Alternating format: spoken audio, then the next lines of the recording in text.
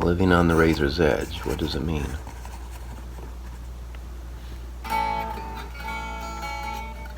It's an old spiritual idea. And there's a movie, Tyrone Powers, years ago, about a guy that came back from World War One. And anyway, the person next to him was blown up. Obviously, he'd seen a lot of death and all that, from that horrific conflict. And he basically could not fit back into society, into life, and because he was looking for the truth about it, and so he went to Tibet and went up into a hermitage, which basically anybody that's seeking spiritual things isolates themselves to really do their own work like a shaman would do. And that's kind of what we're doing here, living on the razor's edge. And one of the band members, Wayne, suggested that perhaps I post once in a while from this wilderness hermitage that I've been blessed with. This place has been the fortress of solitude for me, with all the calamities and hardships and these catastrophic, losses that have happened. But with that said, there's an equal balance of all this really great stuff that has unfolded in my life, and maybe share, what that is. So the razor's edge is kind of interesting, because when you think about things, we have this polarization of life, or duality, whatever you want to call it.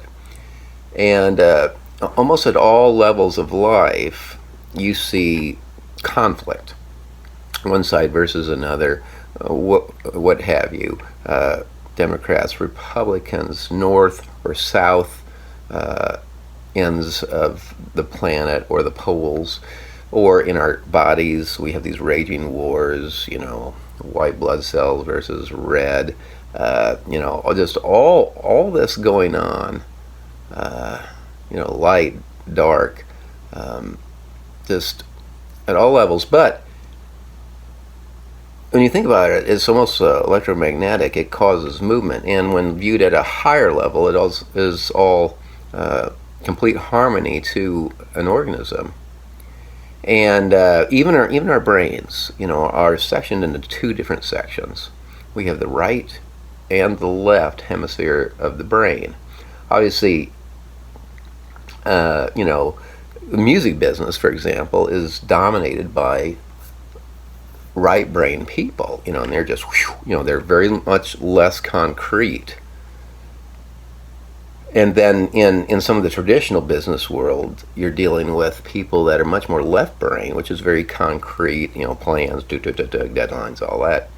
And I think the game of life, if you want to interpret life that way, is that razor's edge, is the middle way, the middle ground. Especially as some, religious traditions talk about, especially, Eastern, of being able to have that place of balance. And you think about a razor, it's slightly dangerous, and we all like danger because we all like drama and all that. But that razor's edge, that fine point where something could go drastically wrong. You could fall to the right or to the left. But somehow you're able to do the zen of just being there. Be able to look at both sides. And be able to live this kind of unfazed life. Where maybe you might even say reconciled life, or reconciled opposites. And be able to reconcile the concrete with the creative side, or the world of extraction with the zen of C1 consciousness of what is. And maybe that's what so much of life is about. is again, finding our place here as a center in a multi-centered universe that is infinite without any center. Anyway, that's my rambling, at least this morning, on, I guess, what might be called the first edition of Living on the Razor's Edge. By the way, this is what I do every morning. Get up, and because you got to have a little ritual. Ritual's good. I play and sing.